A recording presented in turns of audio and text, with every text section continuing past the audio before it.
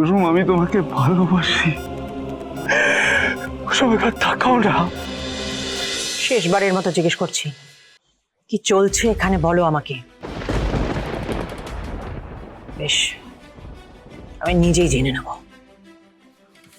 জাদুঘর ভর্তি আছে মা। মানে কি হয়েছে ওর? জাদুঘর জাদুঘর বিষ খেয়েছে মা।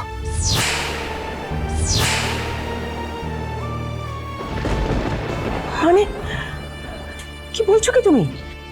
ও ট্রিটমেন্ট চলছে মা। ডক্টর বলেছেন ও খুব ক্রিটিক্যাল। না না, কিছুতেই হতে পারে না। আমি এক্ষুনি কুসুমের কাছে যাব।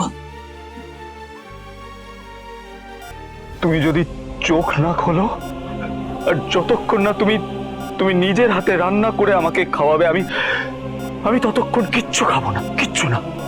তুমি তুমি এই কথাটা কিন্তু মাথায় ঢুকিয়ে নাও কুসুম। এই কুসুম, কুসুম, আমি তোমাকে ভালোবাসি। কুসুম, একবার তাকাও না। আমাকে দেখো, আমি তোমার ছোট সাহেব। একবার একবার তাকাও না কুসুম।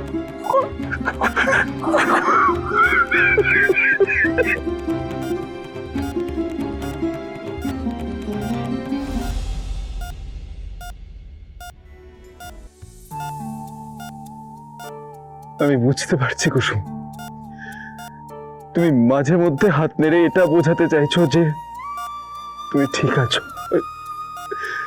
আমি জানি তুমি ঠিক আছো কুসুম। শুধু শুধু একবার আমার দিকে তাকাও না। তাকাও না কুসুম, দেখো না তোমার তোর ছোট সাহেব তোমার পাশে।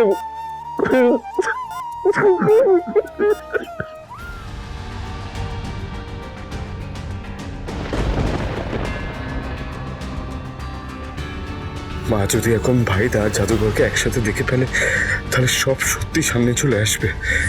তার ফল ভালো হবে না। কিছু বুঝতে পারছি না তো কি করব।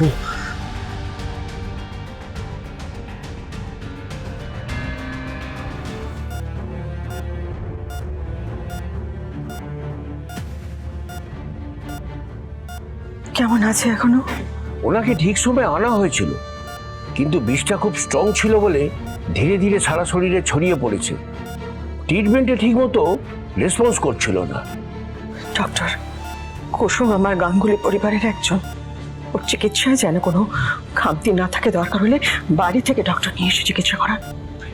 টাকা পয়সা নিয়ে একদম চিন্তা করবেন না, শুধু ওকে বাঁচান। আমরা চেষ্টা করছি ম্যাডাম। দরকার হলে এয়ার অ্যাম্বুলেন্সে করে আমরা ওকে অন্য কোথাও নিয়ে গিয়ে ট্রিটমেন্ট করাবো। আগে তো চিকিৎসায় সাড়া দিতে হবে। যদি কাল সকালের মধ্যে রেসপন্স না করে, তাহলে তো সব হাতের বাইরে চলে যাবে ম্যাডাম। এসব প্লিজ বলবেন না, প্লিজ। মা কি বললো শুনলেন না? যেভাবেই হোক কুসুমকে ঠিক করতে হবে, ওকে বাঁচাতে হবে। এটা আপনাদের ডিউটি। দেখুন, আমি জানি আমার কর্তব্য কি, কিন্তু কর্তব্য ঠিকঠাক করলেও সবসময় ভাগ্য তো সাথ দেয় না।